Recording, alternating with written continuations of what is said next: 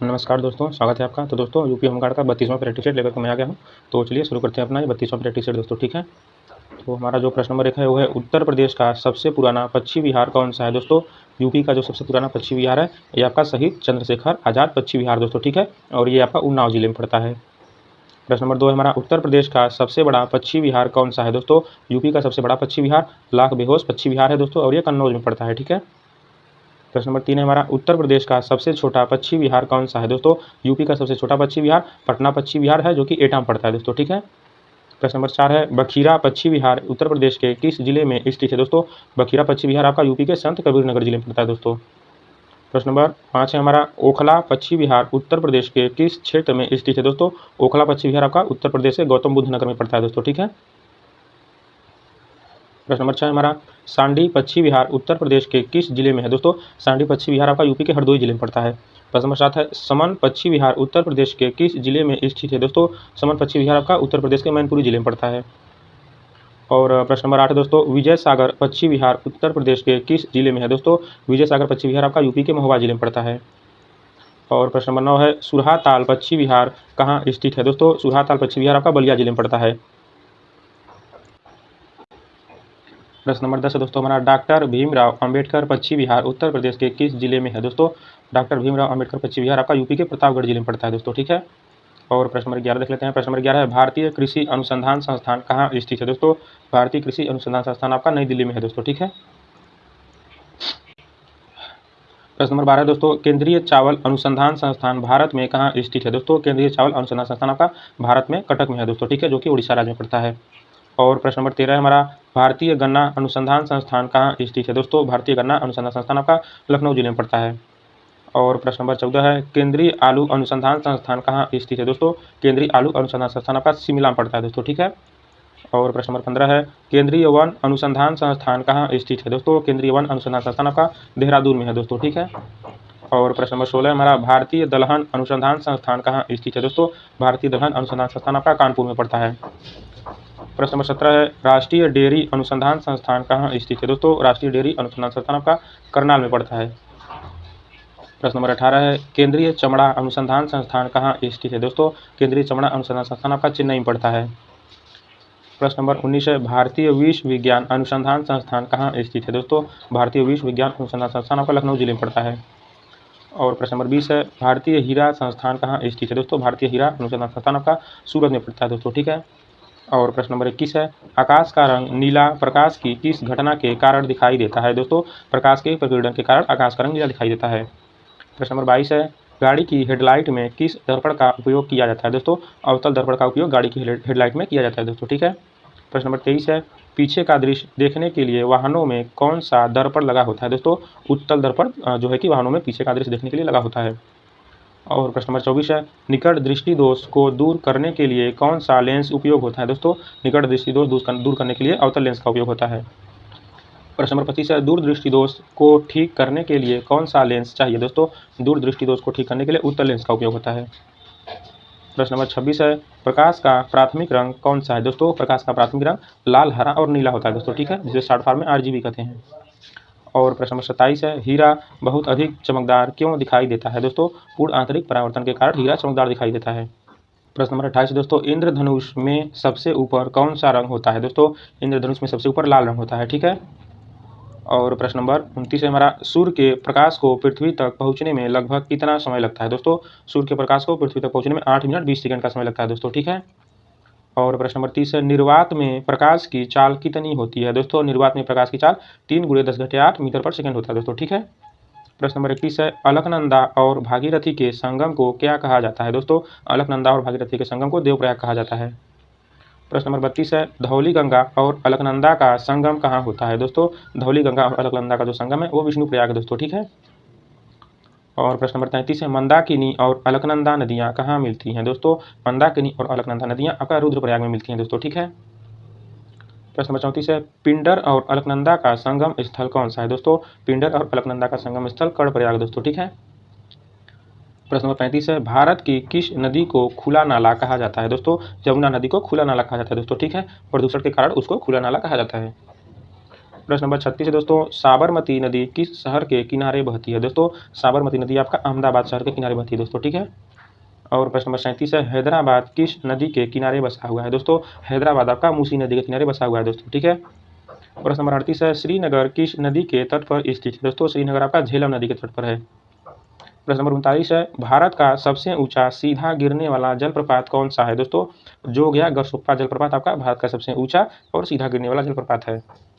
प्रश्न नंबर 40 है, धुआंधार जलप्रपात किस नदी पर बना है? दोस्तों धुआंधार जलप्रपात आपका नर्मदा नदी बना हुआ है। प्रश्न नंबर 41 है, होमगार्ड स्वयंसेवक को गश्त के दौरान संदिग्ध व्यक्ति दिखने पर क्या करना चाहिए? दोस्तों उस समय उसे रुकने के लिए कहना, उसके बाद दूरी बनाए रखना और तुरंत पुलिस कंट्रोल रूम को सूचित करना चाहिए दोस्तों, ठीक है। तो ये उसका प्रमुख कर्तव्य बनता है उस समय। प्रश्न नंबर 42 है दोस्तों, भीड़ नियंत्रण के दौरान सबसे प्रभावी तरीका क्या है? दोस्तों भीड़ के साथ संवाद करना और उन्हें शांतिपूर्ण तरीके से समझाना दोस्तों, ठीक है।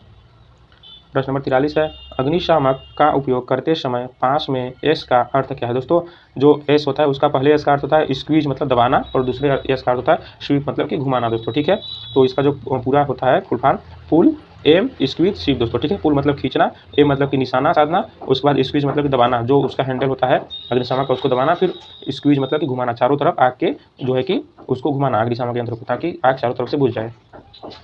प्रश्न नंबर 44 है, किसी दुर्घटना में हड्डी टूटने पर होमगार्ड को क्या प्राथमिक उपचार देना चाहिए? तो दोस्तों जो प्राथमिक उपचार देना चाहिए हड्डी टूटने पर, प्रभावित अंग को स्थिर रखना और हिलाना नहीं दोस्तों, ठीक है। प्रश्न नंबर 45 है, रेड लाइट जंप करने पर यातायात नियमों के अनुसार क्या कार्रवाई होती है? दोस्तों रेड लाइट जंप करने पर चालान और जुर्माना होता है। प्रश्न नंबर 46 है, ड्यूटी पर तैनात होमगार्ड को गोपनीय जानकारी किसके साथ साझा करनी चाहिए? दोस्तों जो गोपनीय जानकारी है केवल अपने अधिकृत अधिकारियों के साथ ही साझा करनी चाहिए। प्रश्न नंबर 47 है, कर्फ्यू के दौरान बाहर निकलने वाले व्यक्ति के पास क्या होना अनिवार्य है? दोस्तों कर्फ्यू के दौरान बाहर निकलने वाले व्यक्ति के पास प्रशासन द्वारा जारी किया गया कर्फ्यू पास होना जरूरी होता है। प्रश्न नंबर 48 दोस्तों, किसी मेले में ड्यूटी के दौरान लावारिस बैग मिलने पर क्या निर्देश है? दोस्तों लावारिस बैग मिलने पर उसे न छुएं, आसपास के इलाके को खाली कराएं और बम निरोधक दस्ते को बुलाना चाहिए दोस्तों, ठीक है। प्रश्न नंबर 49 है, उत्तर प्रदेश पुलिस की सोशल मीडिया सेल का क्या काम है? दोस्तों सोशल मीडिया सेल का काम यह है कि अफवाह को रोकना और जनता तक सही जानकारी पहुंचाना दोस्तों, ठीक है। प्रश्न नंबर 50 है, होमगार्ड स्वयंसेवकों को ड्रिल क्यों कराई जाती है? दोस्तों शरीर में चुस्ती फुर्ती और अनुशासन लाने के लिए ड्रिल कराया जाता है। प्रश्न नंबर 61 है, विश्व ओजोन दिवस कब मनाया जाता है? दोस्तों 16 सितंबर को विश्व ओजोन दिवस मनाया जाता है। प्रश्न नंबर 62 है, नीली क्रांति का संबंध किससे है? दोस्तों नीली क्रांति का संबंध आपका मछली उत्पादन से है। प्रश्न नंबर 63 है, लाल ग्रह किसे कहा जाता है? दोस्तों मंगल ग्रह को लाल ग्रह कहा जाता है। और प्रश्न नंबर 64 है, बीबी का मकबरा कहाँ स्थित है? दोस्तों औरंगाबाद में बीबी का मकबरा स्थित है। प्रश्न नंबर 65 है, गोदावरी नदी का उद्गम स्थल क्या है? दोस्तों गोदावरी नदी का जो उद्गम स्थल है वो आपका त्र्यंबकेश्वर है। प्रश्न नंबर 66 है, विश्व स्वास्थ्य दिवस कब मनाया जाता है? दोस्तों 7 अप्रैल को विश्व स्वास्थ्य दिवस मनाया जाता है। अगला प्रश्न है, गोदान के लेखक कौन है? दोस्तों मुंशी प्रेमचंद जी गोदान के लेखक हैं। अगला प्रश्न है, विटामिन B12 में कौन सी धातु पाई जाती है? तो दोस्तों विटामिन B12 में कोबाल्ट धातु पाई जाती है, ठीक है। तो ये इसका आंसर हो जाएगा। प्रश्न नंबर 69 है, रक्त का pH मान कितना होता है? दोस्तों रक्त का pH मान 7.4 होता है, ठीक है। और 7.4 मतलब कि रक्त का स्वाद कि क्षार होता है, ठीक है, उसका स्वाद नमकीन होता है, ठीक है दोस्तों। और प्रश्न नंबर 70 है, पुलित्जर पुरस्कार किस क्षेत्र में दिया जाता है? दोस्तों पुलित्जर पुरस्कार आपका पत्रकारिता और साहित्य के क्षेत्र में दिया जाता है। प्रश्न नंबर 71 है, राइडर कप किस खेल से संबंधित है? दोस्तों राइडर कप आपका गोल्फ से संबंधित है। और प्रश्न नंबर 72 है, बांदीपुर नेशनल पार्क कहाँ है? दोस्तों बांदीपुर नेशनल पार्क आपका कर्नाटक में पड़ता है। प्रश्न नंबर 73 है, भारत के पहले लोकसभा अध्यक्ष कौन थे? दोस्तों भारत के प्रथम लोकसभा अध्यक्ष GV मावलंकर जी थे दोस्तों, ठीक है। और प्रश्न नंबर 74 है, कंप्यूटर में रोम का पूरा नाम क्या है? दोस्तों कंप्यूटर में रोम का पूरा नाम रीड ओनली मेमोरी है। प्रश्न नंबर 75 है, फेसबुक के संस्थापक कौन है? दोस्तों मार्क जुकरबर्ग फेसबुक के संस्थापक हैं। प्रश्न नंबर 76 दोस्तों, भारत की पहली महिला IPS कौन थी? दोस्तों किरण बेदी जी भारत की प्रथम महिला IPS थी। प्रश्न नंबर 77 है, समुद्र की गहराई मापने वाला यंत्र? दोस्तों फाइडोमीटर की सहायता से समुद्र की गहराई को मापा जाता है। प्रश्न नंबर 78 है, माउंट एवरेस्ट फतह करने वाली पहली भारतीय महिला? दोस्तों बछेंद्री पाल जी माउंट एवरेस्ट फतह करने वाली प्रथम भारतीय महिला हैं। और अगला प्रश्न है, संतोष ट्रॉफी किससे संबंधित? दोस्तों फुटबॉल से आपका संतोष ट्रॉफी संबंधित है, ठीक है। प्रश्न नंबर 80 है, अजंता की गुफाएं कहाँ स्थित हैं? दोस्तों महाराष्ट्र राज्य में आपका अजंता की गुफाएं स्थित हैं। प्रश्न नंबर 81 है, लौह पुरुष किसे कहा जाता है? दोस्तों सरदार पटेल जी को लौह पुरुष कहा जाता है। प्रश्न नंबर 82 है गेटवे ऑफ इंडिया कहाँ स्थित है दोस्तों? बम्बई में आपका गेटवे ऑफ इंडिया स्थित है और इंडिया गेट दिल्ली में पड़ता है दोस्तों, ठीक है। और प्रश्न नंबर 83 है बिहू किस राज्य का नृत्य है दोस्तों? बिहू आपका असम राज्य का नृत्य है दोस्तों, ठीक है। और प्रश्न नंबर 84 है विश्व मानवाधिकार दिवस कब मनाया जाता है दोस्तों? 10 दिसंबर को विश्व मानवाधिकार दिवस मनाया जाता है। प्रश्न नंबर 85 है सौरमंडल का सबसे बड़ा ग्रह कौन सा है दोस्तों? सौरमंडल का जो सबसे बड़ा ग्रह है बृहस्पति ग्रह है। और प्रश्न नंबर 86 है रेबीज के टीके की खोज किसने की दोस्तों? लुईस पास्चर जी ने रेबीज के टीके की खोज की थी। प्रश्न नंबर 87 दोस्तों इनकलाब जिंदाबाद का नारा किसने दिया दोस्तों? भगत सिंह जी ने इनकलाब जिंदाबाद का नारा दिया था दोस्तों, ठीक है। और अगर ये ऑप्शन में न रहेगा तो हसरत मोहानी मानना है। प्रश्न नंबर 88 है ऋग्वेद में कितने मंडल हैं दोस्तों? ऋग्वेद में टोटल 10 मंडल हैं। प्रश्न नंबर 89 है इसरो का मुख्यालय कहाँ है दोस्तों? इसरो का मुख्यालय बेंगलुरु में है। प्रश्न नंबर 90 है विश्व साक्षरता दिवस कब मनाया जाता है दोस्तों? 8 सितंबर को विश्व साक्षरता दिवस मनाया जाता है। प्रश्न नंबर 91 है उत्तर प्रदेश का राजकीय पुष्प क्या है दोस्तों? पलाश आपका उत्तर प्रदेश का राजकीय वृक्ष है दोस्तों, ठीक है। और प्रश्न नंबर 92 है भारत की सबसे भारत की सबसे लंबी नदी कौन सी है दोस्तों? गंगा नदी भारत की सबसे लंबी नदी है। प्रश्न नंबर 93 है जय जवान जय किसान का नारा किसने दिया दोस्तों? लाल बहादुर शास्त्री जी ने जय जवान जय किसान का नारा दिया था दोस्तों, ठीक है। और प्रश्न नंबर 94 है पीली क्रांति किससे संबंधित है दोस्तों? पीली क्रांति आपका तिलहन उत्पादन से संबंधित है। प्रश्न नंबर 95 है भारत का सबसे बड़ा गुरुद्वारा कौन सा है दोस्तों? स्वर्ण मंदिर भारत का सबसे बड़ा गुरुद्वारा है। प्रश्न नंबर 96 है यूआरएल का पूरा नाम क्या है दोस्तों? यूआरएल का पूरा नाम यूनिफॉर्म रिसोर्स लोकेटर है दोस्तों, ठीक है। प्रश्न नंबर 97 है इंसुलिन की कमी से कौन सा रोग होता है दोस्तों? इंसुलिन की कमी से मधुमेह रोग होता है।